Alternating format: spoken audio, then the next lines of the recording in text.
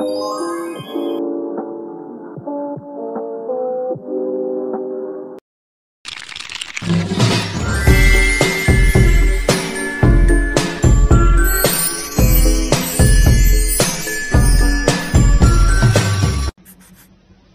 di sini saya akan menjelaskan mengenai elektron dan gelombang materi.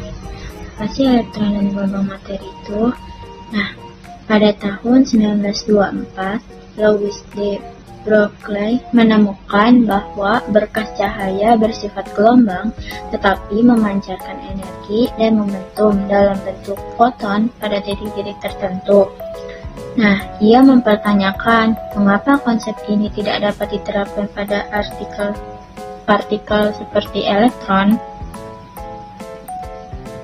Nah, secara khusus, de Broglie menyarankan bahwa first sama dengan P sama dengan H per lambda tidak hanya berlaku pada foton tapi juga pada elektron. Kita menggunakan persamaan dalam subbab 38-4 untuk memberikan momentum P pada foton cahaya dengan panjang gelombang lambda. Sekarang kita menggunakannya dalam bentuk seperti gambar di bawah ini. Nah, selanjutnya itu prediksi de Broglie tentang keberadaan gelombang materi pertama kali diakui secara eksperimen pada tahun 1927 oleh C.J. Davison dan L.H. Germer dari Bell Telephone Laboratories dan oleh George Thomson dari Universitas Aberdeen di Skotlandia. Nah, beberapa elektron pertama dua foton teratas tidak mengungkapkan suatu yang menarik dan tampak numbuh pada titik-titik acak. Setelah ribuan elektron dikirim melalui alat uji, sebuah pola muncul pada layar yang mengungkapkan rumbai di mana banyak elektron yang menumpuk layar dan batas di mana hanya sedikit elektron yang menumpuk layar. Pola itu benar-benar seperti pola interferensi gelombang yang kita harapkan. Maka setiap elektron ini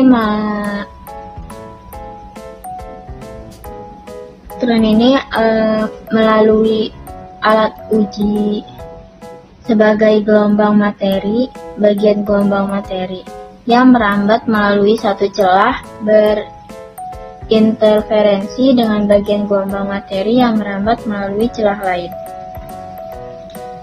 Nah, interferensi itu menentukan probabilitas bahwa elektron akan termaterialisasi pada titik tertentu pada layar, menumbuk layar di situ.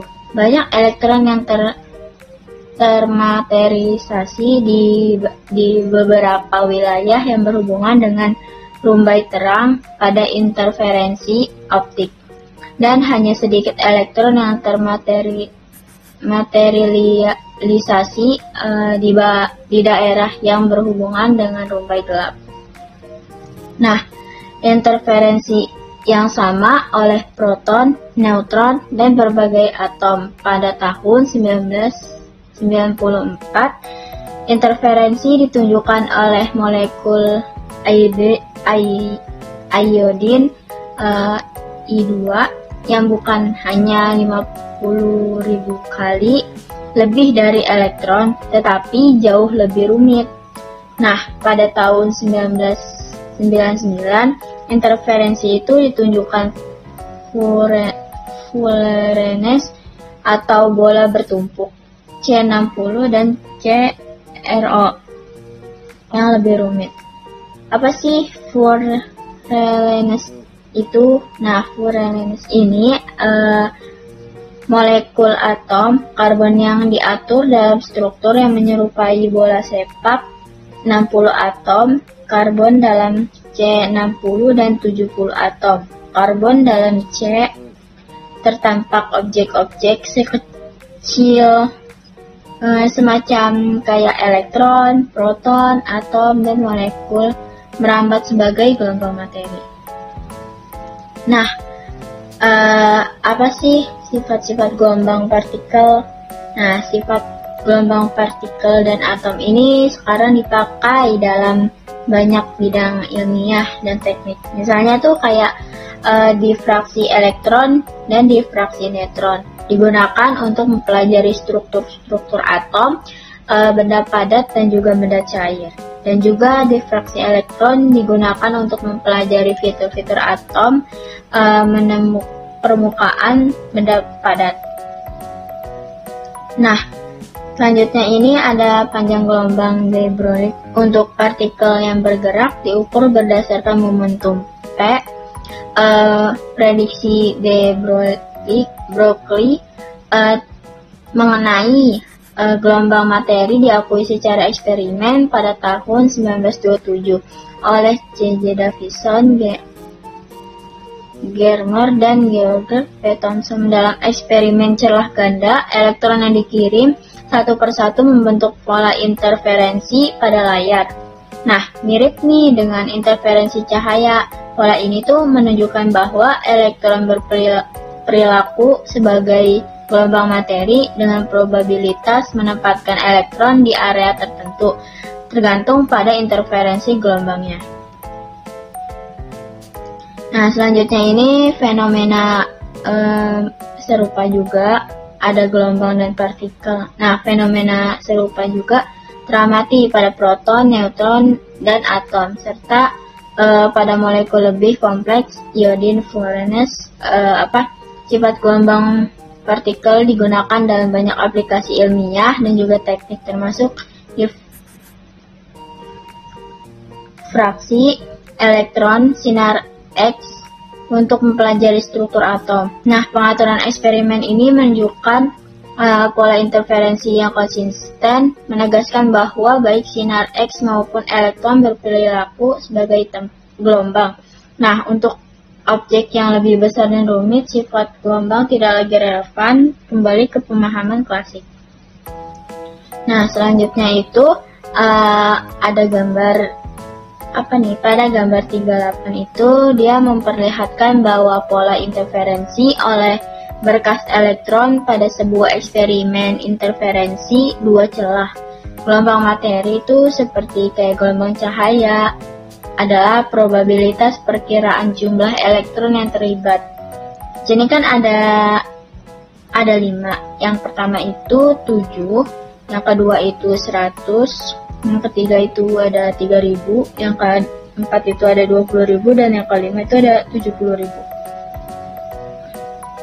Nah, gambar selanjutnya ini berkas datang sinar X atau elektron. Nah, pada gambar 389 ini sebuah susunan eksperimen disusun untuk memperlihatkan dengan teknik difraksi karakter berkas datang yang mirip gelombang. Foto pola difraksi ketika berkas datang, dan juga yang kedua ini, gambar yang B ini sinar berkas sinar X atau gelombang cahaya, dan juga yang terakhir ini berkas elektron atau perkembangan materi. Dua pola itu identik dengan SCR gelombang. Nah, selanjutnya itu gelombang dan partikel. Terus pada gambar 3810 ini sinar gamma tidak meninggalkan jejak saat memasuki bagian atas, tapi ketika berinteraksi dengan atom hidrogen ia dapat menendang elektron keluar meninggalkan jarak hijau. Sinar gamma kemudian berubah menjadi elektron dan positron yang bergerak dalam pola spiral saat kehilangan energi. Untuk menyederhanakan analisis, kita dapat memastikan medan magnet sehingga jalur gelembung menjadi lurus setiap jalur yang menghubungkan titik deteksi I dan F, atau kecuali jalur lurus akan memiliki pola sebelahan sehingga meniadakan karena interferensi. Nah, untuk pola garis lurus ini itu gelombang materi akan saling memperkuat karena jejak yang terbentuk dapat dianggap sebagai hasil interferensi konstruktif dari gelombang materi yang diikuti jalurnya langsung. Nah, gelombang dan partikel dari gambar-gambar tersebut itu merupakan bukti meyakinkan dari sifat gelombang materi, tapi setelah melakukan banyak eksperimen yang menunjukkan sifat partikel. Nah, yang ke-3810 ini tuh kayak memperlihatkan jejak partikel, jadi bukan gelombang yang terungkap dalam ruang gelembung. Nah, ketika partikel bermuatan melewati hidrogen cair yang mengisi ruang itu, partikel akan menyebabkan cairan mengungkap sepanjang pola partikel. Sederet gelembung lalu menandai pola yang biasanya melengkung akibat medan magnetik yang dibangkitkan tegak lurus terhadap bidang ruang. Terima kasih. Wassalamualaikum warahmatullahi wabarakatuh.